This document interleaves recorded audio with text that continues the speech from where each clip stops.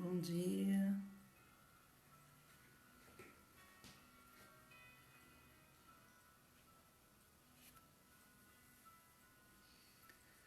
Vamos esperar uns minutinhos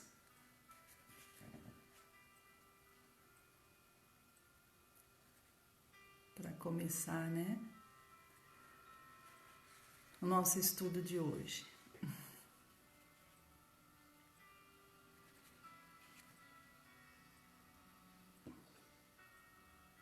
Bom dia, Cris. Tô esperando uns minutinhos aqui.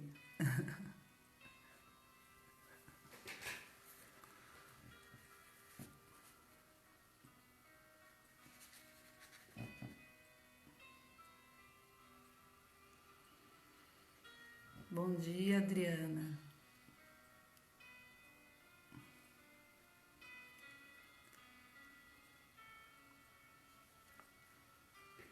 Estamos esperando uns minutinhos até dar 9 horas, né?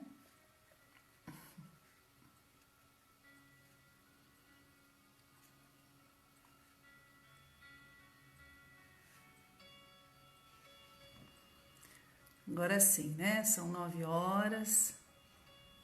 Muito bom dia a todos. É um prazer estar aqui com vocês, né? Nesse domingo, para a gente falar um pouquinho do Evangelho de Jesus. Hoje nós vamos iniciar o capítulo 24, não ponhais, né, a candeia debaixo do alqueire. Jesus, a gente sabe que Jesus é a luz do mundo, né? Ele veio com um farol enorme para iluminar as nossas mentes, iluminar os nossos corações.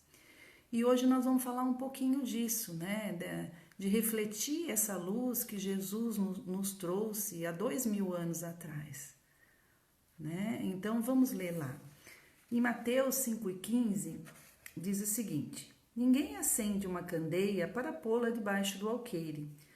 Põe-na, ao contrário, sobre o candeeiro, a fim de que ilumine a todos os que estão na casa, né? Então a candeia era a luz da época, usada na época de Jesus. Então o que Jesus está orientando aqui, né, por meio, né, de Mateus? Que a gente tem que colocar ela bem no alto lá, que não é para colocar embaixo do alqueire, que era uma cesta que era utilizada na época. Agora, é a mesma coisa que hoje a gente pegar a luz e colocar embaixo da mesa, por exemplo, esconder essa luz. A gente percebe que quando a gente anda numa rua e todas as luzes do poste, né, são lá no alto. E quando elas estão acesas, a gente caminha com mais segurança por aquele local. Ah, mas se tiver uma luz apagada, a gente já fica meio aflita, já fica meio preocupada. Se tiver duas luzes apagadas, a gente já fica com medo de passar naquele pedaço da rua. Então, Jesus nos orienta que todo conhecimento, né, que a gente tem da sua doutrina iluminativa, que é uma doutrina que ilumina o mundo, ela é para ser disseminada, ela é para ser colocada em prática, né, e iluminar tanto o nosso autoiluminamento, né, tanto o autoconhecimento, quanto ajudar o próximo também a se iluminar. Nós precisamos, né, da luz do sol, né? A terra precisa da luz do sol para ser aquecida, para germinar as plantas, né, para fazer até a asepsia. A gente precisa dessa luz do sol, né? Então, também nós precisamos da luz espiritual, dessa luz espiritual, desse clareamento, né, espiritual, mental, emocional. É muito importante que nós, né, sejamos luz e não trevas. Então é um convite de Jesus para que a gente vá iluminar o mundo, principalmente, né, gente, nesse momento de isolamento, a gente fica muito introspectivo, muito dentro, né, da nossa casa, não só da nossa casa externa, mas da nossa casa interna. Então é importante que a gente comece a acender as luzinhas internas também, do amor, da fé, da esperança, né? Tudo isso são luzes, né? São luzes que a gente acende dentro da nossa alma, tá? Esse clareamento, né, essa luz, esse entendimento é a verdade. A verdade, ela não pode ser escondida ou ocultada. Ela é imperativa, na verdade, ela é imperativa. Ela aparece no momento exato, no momento certo. Né? Então, antigamente, as religiões, elas ocultavam o saber. Então, o saber era algo que só algumas pessoas detinham, né? E era usada, inclusive, muitas vezes, como um poder para subjugar o outro. Né? Então, muitas pessoas, né, foram queimadas por querer saber demais, né? Pessoas, livros. Se a gente pensar na época que Kardec escreveu o Livro dos Espíritos, foram queimados, né? Em alguns países não foi permitida essa luz, essa claridade, não foi permitido. E hoje, em tempos, né, de que não se queima mais livros, né, que tem a internet, então é como se assim, essa luz que ilumina aqui a minha casa, você tem a luz aí, nós temos essa corrente elétrica que faz a ligação entre nós, porque nós estamos falando de uma luz maior, que é a luz do Evangelho de Jesus, que é a luz do mundo. E ele nos convida a disseminar essa luz. Ele faz esse convite, né? E para colocá-la bem alto, não esconder. Não esconder. Às vezes você fica meio constrangido, meio, será que eu falo, não falo? Não é para querer convencer o outro, mas o que você sabe é um saber que precisa ser disseminado, às vezes para acalentar, às vezes para a pessoa entender, né? Agora, não para converter o outro, porque aqui fala, a verdade ela tem também o tempo certo de aparecer. Ela tem o tempo certo de aparecer, né? E essa luz, ela vai funcionar conforme também o entendimento da pessoa. Pode ser uma luz fraca, pode ser uma luz média ou uma luz bem forte. Isso vai depender do nível de combustível, né? Vai depender do nível de combustível.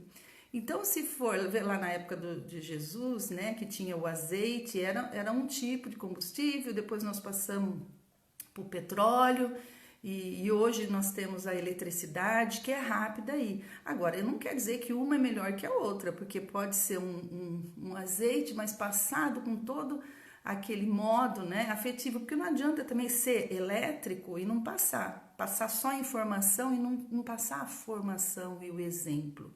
Então, nós precisamos prestar atenção nisso também, porque quanto maior combustível, mais potente, mais possibilidade nós temos de passar a luz do conhecimento, mais possibilidade de sermos exemplos, né? De disseminar coisas boas e não coisas terroríficas ou sombras. A gente precisa de luz, precisamos de muita luz, né? No sentido espiritual, Jesus falava que todos receberam a luz da sua doutrina. Todos que receberam precisavam mostrar e não esconder atrás do interesse e da hipocrisia. Então, todos que recebem sua doutrina têm que disseminar e não esconder, ainda mais por interesse e hipocrisia. Né? Então, qual que é o mandamento? Que a vossa luz brilhe diante dos homens, para que, vendo as suas boas obras, que são as irradiações dessa luz, glorifique o vosso Pai que estás no céu. Então, você vê as suas boas obras, né? Jesus vem iluminando o mundo há 2000 anos. Que rastro luminoso ele tem, é um rastro enorme, né? E se a gente pensar, aquele filósofo, né, conhece um grande homem pelo tamanho da sua pegada. Imaginem aí, mentalize o tamanho da pegada de Jesus, que nós levaríamos 2000 anos para mensurar, para medir.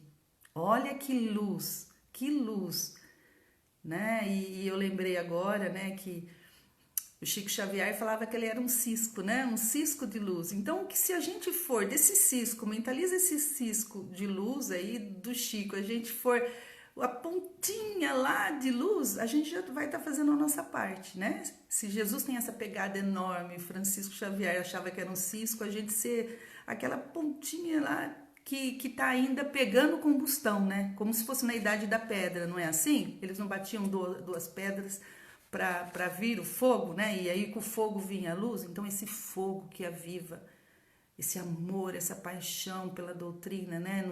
Não numa paixão cega, mas uma fé raciocinada, é importante nos dias de hoje. Muito importante nesses momentos, né? Que novos novas formas de se relacionar estão sendo criadas, né? Não é assim? Então, ter a luz e não fazer iluminar é escondê-la, é o mesmo que não ter. Porque você tem a luz e você não ilumina, mesmo que não tem, você guarda para você. É um ato egoístico, né? É egoísmo. E tem aqueles também que parece que tem a luz, né? Mas na realidade não tem. Então o que Jesus diz? Esses aí, né? Que não tem, pensa só que tem, vai ser tirado. Até isso vai ser tirado. Parece que tem a luz, mas vai ser tirado.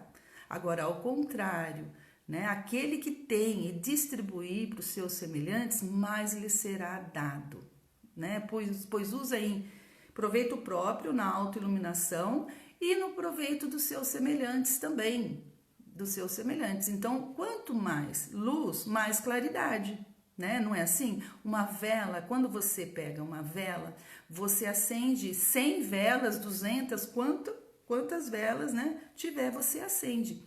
E a chama, né, da vela, ela não se desgasta, ela não diminui, né? O que, ao contrário, vai clarear mais ainda, que nem a lâmpada do poste que eu falei. Se tiver uma queimada, já vai ficar escurinha. A vela também.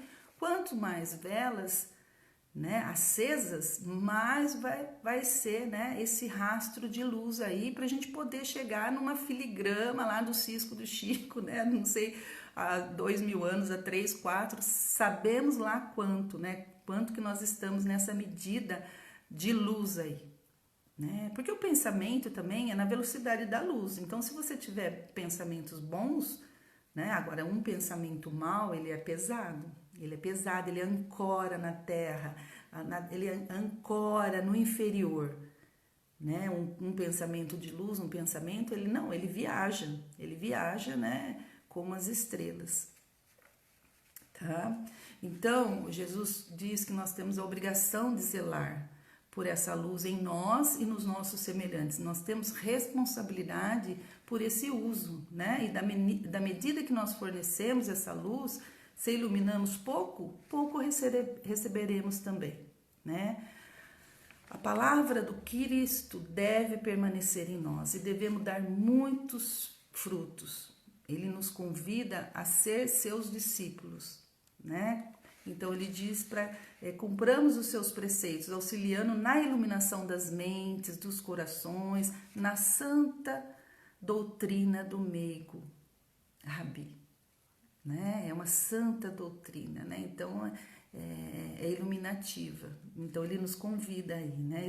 A transmitir essa doutrina esclarecedora, conservar os ânimos, né, dos seus ouvintes, né, acalentando, afagando, explicando, né, explicando as coisas que a gente já tem acesso, que já chegou para nós essa verdade, né, usar em prol, né, da humanidade, do outro, né.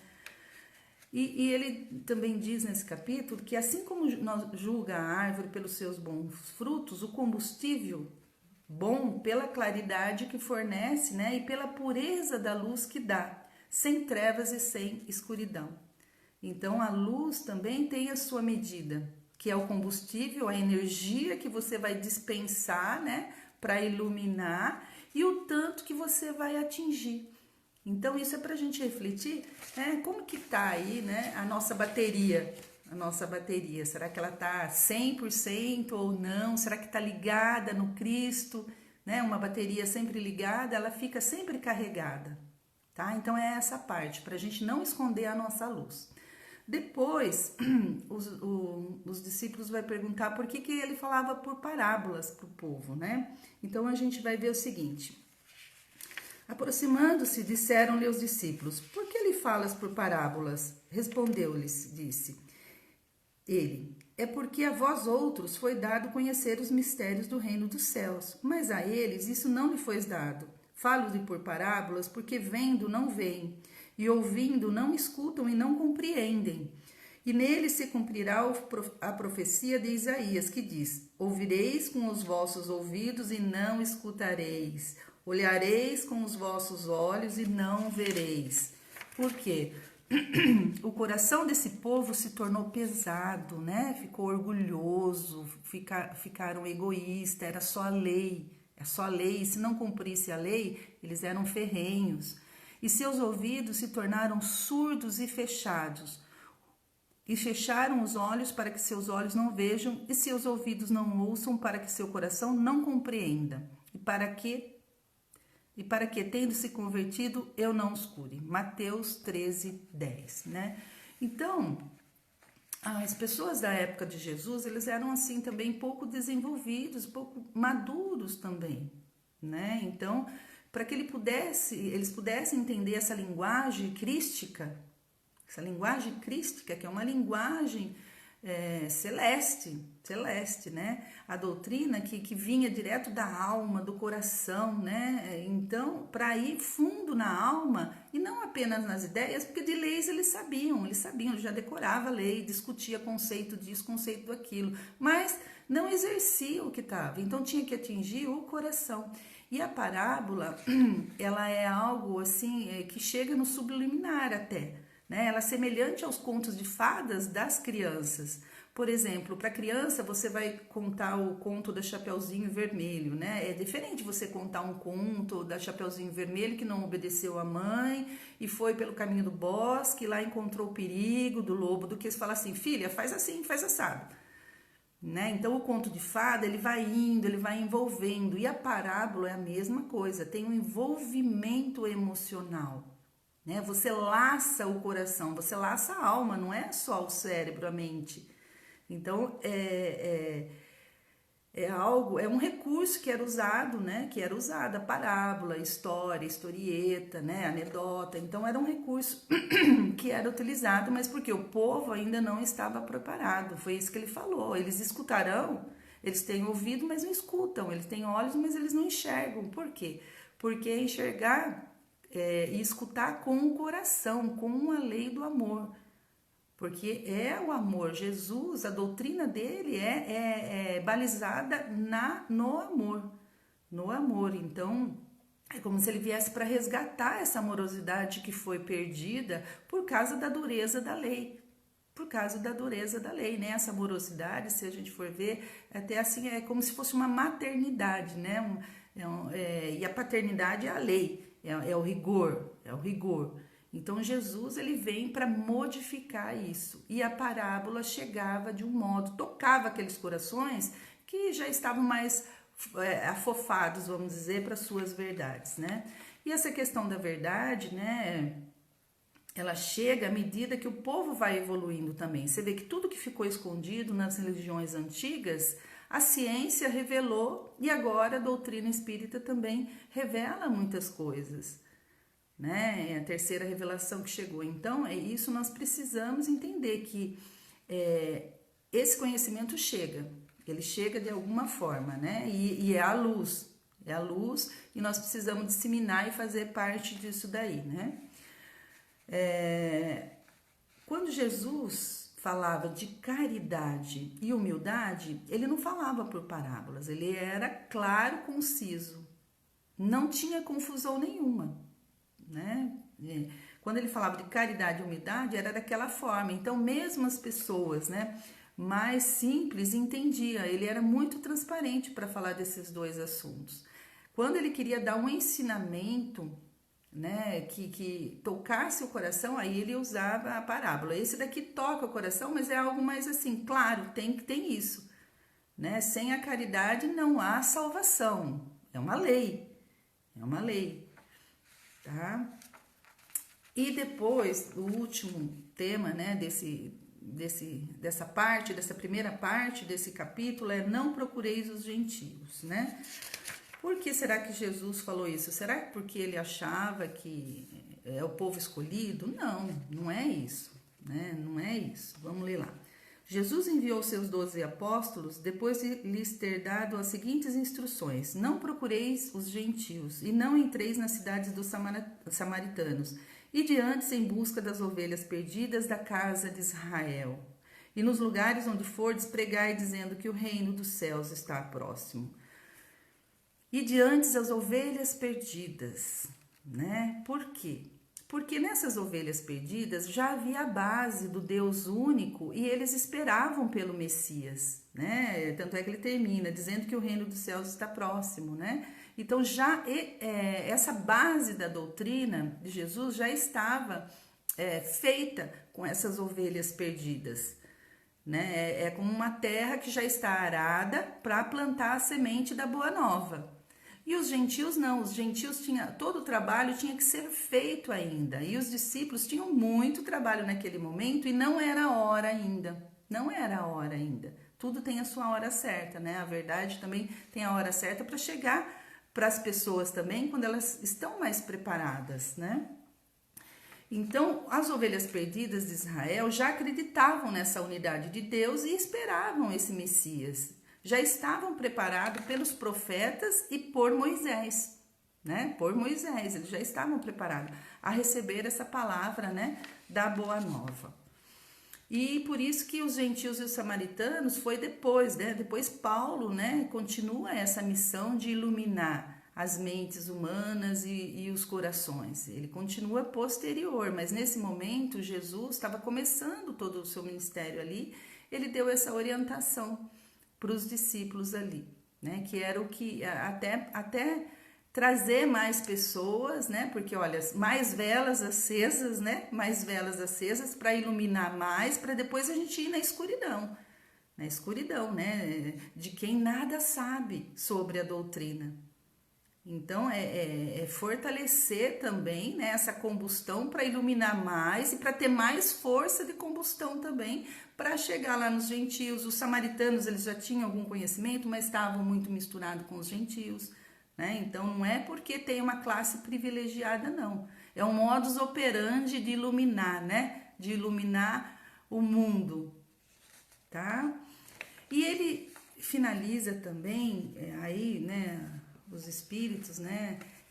Assim, nós espíritas devemos semear a luz para as pessoas de boa vontade também e deixar os incrédulos de lado e ir procurar quem deseja receber essa luz e ser luz nesse momento, né? Então nós devemos também procurar essas pessoas de boa vontade, divulgar essa luz, mas também a gente tem que, de repente, saber que tem pessoas que ainda não estão preparadas para receber essa luz ou não querem, né, receber essa luz. Então de repente assim aceitar a condição, né, de cada um também, né, e às vezes não é o momento dela. Então nós espíritas também precisamos ser luz, mas também saber aonde a gente vai gastar o nosso combustível, tá bom? Então, nós vamos agora passar, né, para a nossa vibração de hoje.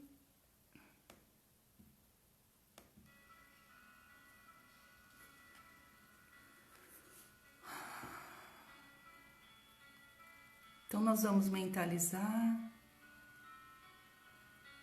nosso querido Jesus,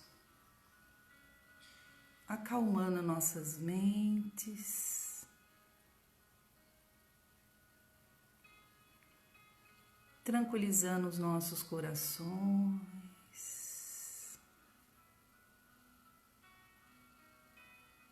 imaginemos uma luz vindo em nossa direção lentamente,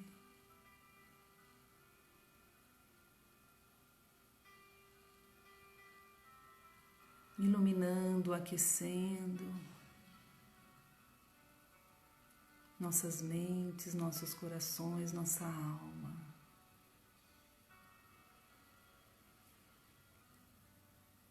Senhor amado, Deus Pai, queremos agradecer por esse momento ímpar de estarmos aqui reunidos para ler esse farol do Evangelho.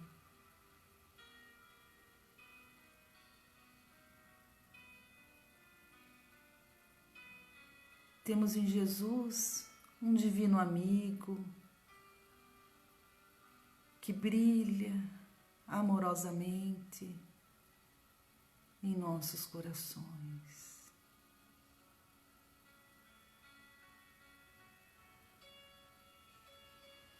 Ele está aqui ao nosso lado, emanando todo o seu amor e a sua luminosidade.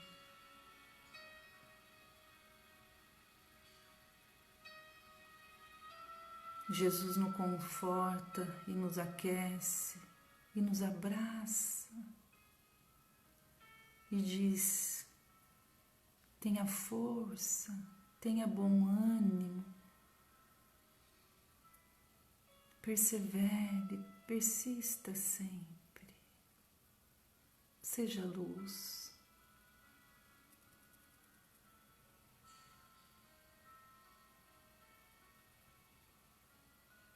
Ele parte agora, mas o seu amor e a sua luz jamais deixará de nos envolver.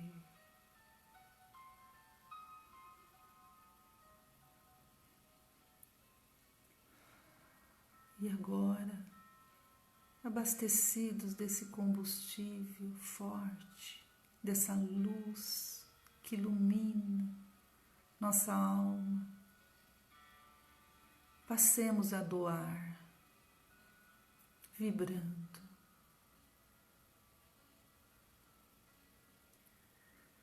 Vibremos pelo nosso planeta Terra, nossa casa celeste, imaginando luzes no contorno do globo terrestre, iluminando toda a sua circunferência, Senhor. Pedimos paz para o planeta e para as nações, Senhor. Pedimos iluminação àqueles que estão à frente desses países, dessas nações, que sintam toda a amorosidade e a luz divina.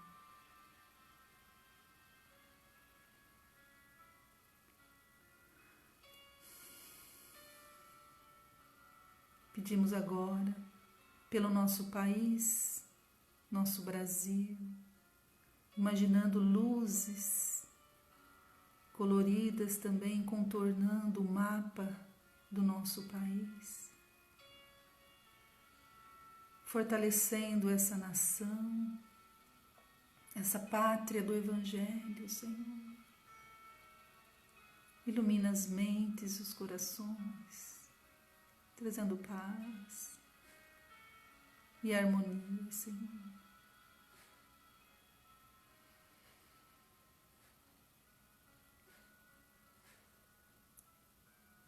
Vibremos agora pela nossa cidade, mentalizando também em volta do mapa da nossa cidade, luzes,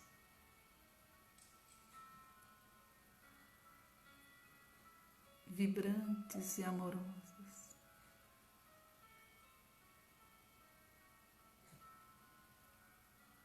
Vibremos agora pelo Centro Espírita do Vovô Nestor, pela creche, pelo Núcleo Jerônimo Mendonça, pelo IECOS, por todos os funcionários, por suas famílias, pelas crianças e suas famílias, que nesse momento de isolamento eles possam ter luz para iluminar as mentes desses pais, dessas crianças e clarear nesse momento de incerteza, mas que possamos ser uma pequena luz na vida deles, Senhor.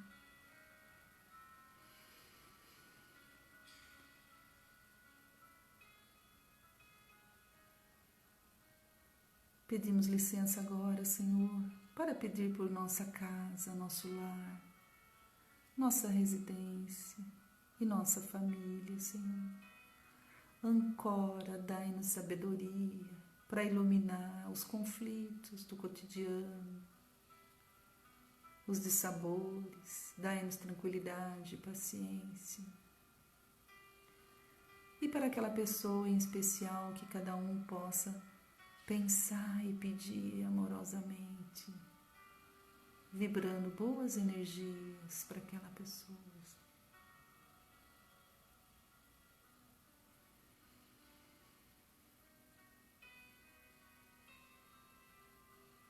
Pedimos licença também para pedir por nós mesmos, Senhor. Sabemos a missão que nos deste, de não esconder a nossa luz, mas somos humanos, somos falhos. Ajudai, Senhor, ajudai-nos, Senhor, a entender como vós entende, a sentir como vós sentis, e a iluminar, e a fazer vibrar esse filigrama, essa minúscula luz que brilha dentro de nós, que a gente possa aumentar o nosso combustível e fazer brilhar cada vez mais, cada vez mais.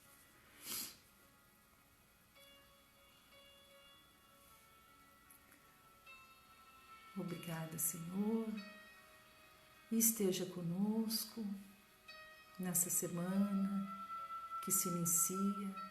Dai-nos força, perseverança,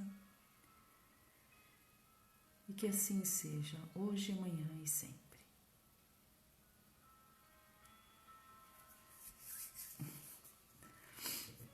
Todo mundo bem aí? Então, sejam luz, né? Luz, e para ir irradiando cada vez mais. Bom domingo a todos e até a próxima live. Um beijo.